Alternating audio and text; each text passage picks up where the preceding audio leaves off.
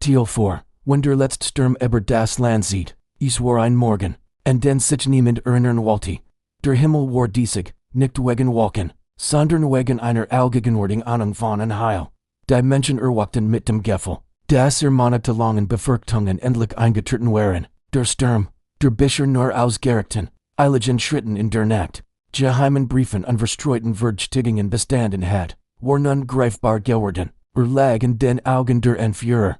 Im unruhigen Hirschlag der Menschen, in jedem verschlossenen Haus, in jeder menschenleeren Strahl, wenn die drei Orangegengen Abschnitt des Gurgisch auf sie Händen Sturms waren, dann war dies die Erstwell, die das Land traf, en Geno diesem Morgen iranit sich etwas beinahe Ironisches, wichtig Brief, die Entführer einander geschickt hatten, Missverständnisses ausräumen, trafen einen Tag zu spät ein, nur einen Tag, doch dies Verspätung gut, den Lauf der Geschichte zu verhindern. In den Groensteinbuden öffneten die Berater hastig die Brief, lesen den Inhalt und erstarten dann, Jeed zal zoet von Guttem willen, dem Wunsch nach Versammlung, und schlug sogar drastisch Monuments Lösung der Problems vor.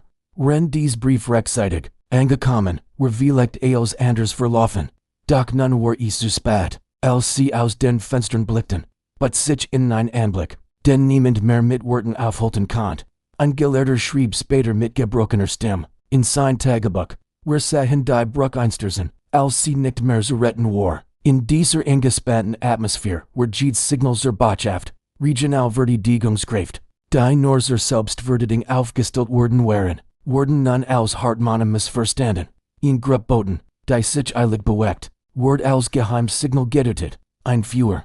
Das in der Winternacht entsendet ward, galt als Signal in die Nachberichten. Das ganze Land ward von einem Sturm der Fellinformation erfasst, und jeder glaubt, was meisten fürchtet, in Family berichtet, wer hörten Schritt in der Fern, niemand wusste, wer sie waren, niemand fragt, hatten Angst, es gab kein offizielle Bekanntmachung, aber verhielten sich, als ob es ihn gegeben. Dies war der Moment, den später Historiker mit einem eindringlichen Namen bezeichnen sollten, der Tag, an dem die stillfurchterregender war als Wort. Aus allen Regionen strömten die Menschen ins Zentrum und brachten allerlei Neuigkeiten mit. Die Gegenzeit ist zum Kampf bereit. Ein Geheimsabkommen ward gebrochen. Die Entführer können sich nicht länger beherrschen. In Großregion hat als Stadttor abgeriegelt. Viel dieser Nachrichten waren falsch. Aber das Beängstigend war, dass als sie glaubten, ein junger Mann beschrieb es so. Wir konnten nicht mehr unterscheiden, welches Hofgetrappel gut und welches schlecht Nachrichten bedeutet. Die einst friedlichen Strauen waren nun ein geschäftiger Menschenstrom. Die Gasthäuser waren überfüllt. Auf den Märkten herrscht kein Falscherei mehr, nur ängstliches Gemurmel war zu hören. Die Alten sahen in ihren Häusern, blickten aus dem Fenster und erinnerten sich an Friedlichkeit, deren Vergangenheit ihnen schleierhaft vorkam. Die Ereignis hatten sich zugespitzt, bis sie nicht länger aufzuhalten waren, als sich ein groß Grenster schloss. Niemand wusste, wer die Schliessung eingeordnet hat. Niemand übernahm die Verantwortung. Doch in der angespannten Atmosphäre wirkt die Schliessung der zwei in klar erklären. Wir vertrauen einander nicht mehr, nur ein schweres Klack, halt durch den grauen Nachmittag. Aber dieser Klang vibriert sich in der ganzen Gegend, schneller als der Wind, schwerer als Stein. Und so war der Sturm, der nur in Befürchtung gewesen war, so realit. Diejenigen, die mitten im Sturm standen, versuchten noch zu retten, was zu retten war.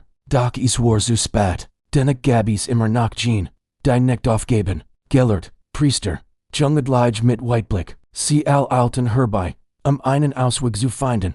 Sie organisierten gefällig Versammlungen, versuchten, die Wahrheit zu verbreiten, schickten Brief in alle Regionen, die Lage zu erklären, und sandten Boten zum Ort des Geschehens, Missverständnisses ausräumen.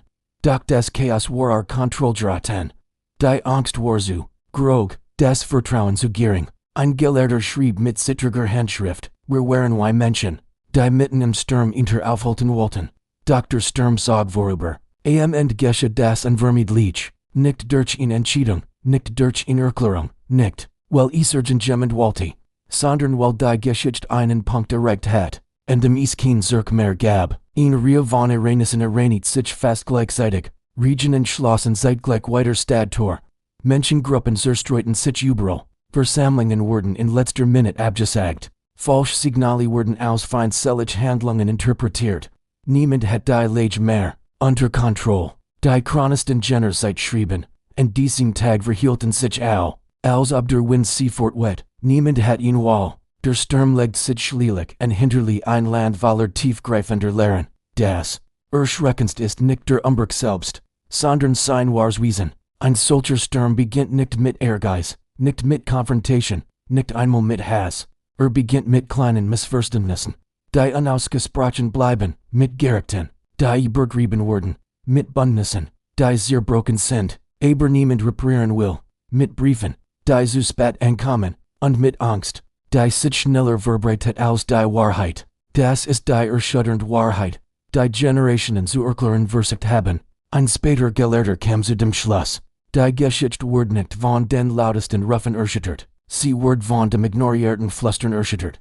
Vielen Dank fürs Zuschauen.